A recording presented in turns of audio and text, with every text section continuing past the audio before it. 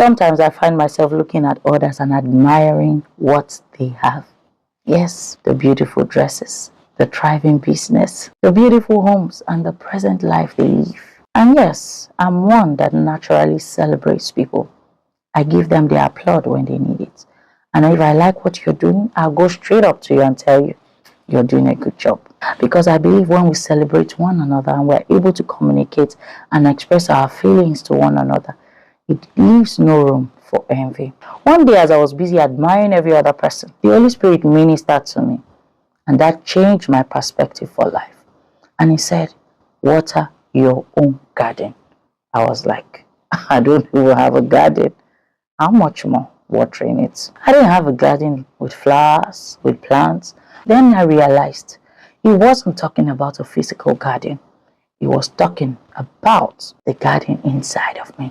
What he has entrusted in me that I have neglected while admiring everyone else. Don't get me wrong, it's not bad to admire. But when you have left your own assignments and you begin to admire other people's assignments, you leave your own garden unattended to. So I realized he was talking about what he had entrusted in me, my relationship with him, my character, my marriage, my mind, and the development that I needed to develop every area of my garden that I had neglected. The seed he has planted inside of me. Then another thought came, and that thought was, no matter how beautiful and how well cultivated another person's garden is, it can never produce fruit for you. That got me thinking how long I had neglected the things that God had planted inside of me while busy around admiring another. Don't get me wrong, I said admiration, not envy or jealousy. Yes, do we get caught sometimes admiring the lives of people? You love them so much that you spend almost your entire day admiring them, and yet you have neglected your own garden. I can admire another person's garden. I can learn from it. I can even be inspired by it.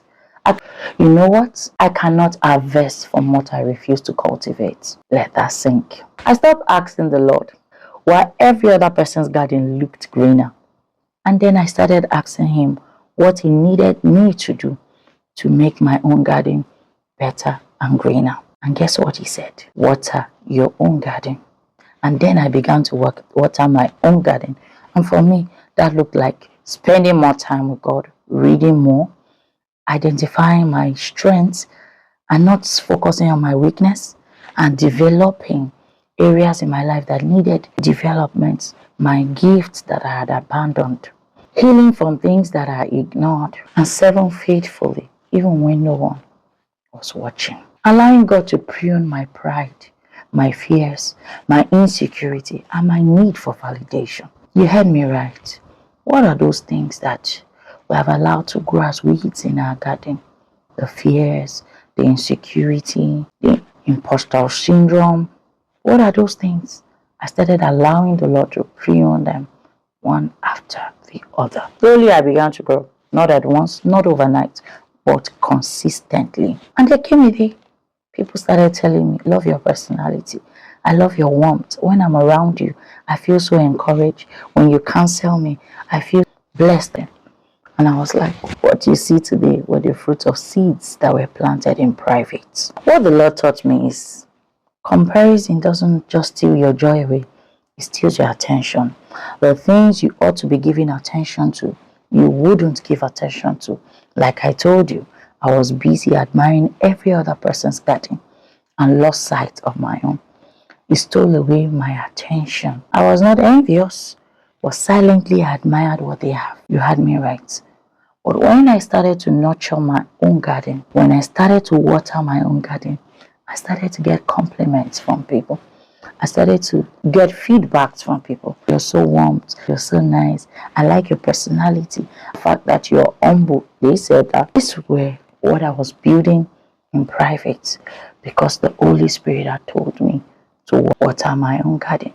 I picked up my watering can and I started to water everything I had left unattended to. One of the greatest distractions in our times is always looking at another person's window and neglecting our own house. We compare our behind the scenes with the highlights of another person. Whereas God is building something beautiful inside of you. If only you can nurture it. If only you can focus. If only you will allow Him. So today, consistency, prayer, character, and spending time in the presence of God all make up together watering the garden. See, nobody sees the root when it's beneath. Nobody sees it. But the truth is, the roots determine the harvest.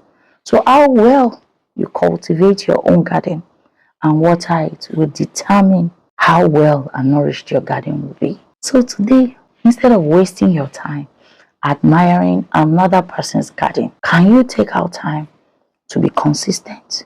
Can you take out time to get your watering can and begin to water your marriage by investing time in it? And begin to water your life by developing on your gifts, and begin to water your business, looking for ways at which you can do it better. See, some of God's greatest works are done underground before they become visible. Take that time to water your garden. You may not be seen now, but definitely your garden is going to bloom if you pick up your watering can. So what do? You water your faith, you water your marriage, you water your children, because this garden is that thing that God has placed inside of you. You water your relationships, you water your business, and you water your development, self-development. You ought to be better daily. So pick up your watering can. The world doesn't need a copy of you. We need the original version of you that the Lord has created and designed from the beginning. And it takes cultivating. But if you spend your time admiring someone else, you will leave your own garden unattended to. And guess what? Your garden may not look beautiful today, but if you keep watering it someday, so how beautiful garden is, your harvest is coming. So if you attend to your garden today, when you've seen it, someone else is going to admire the work, the beauty of your garden. They might not see the work. They might not see the pruning. They might not see the correction. They might not see the chastisement. They might not see the things that were done beneath, but they will see the beauty. Why? Because your garden bloomed. Don't neglect that which God has given to you. Work on you. Work on that thing which the Lord has placed inside of you, and you will be a better person. Thank you, and God bless you.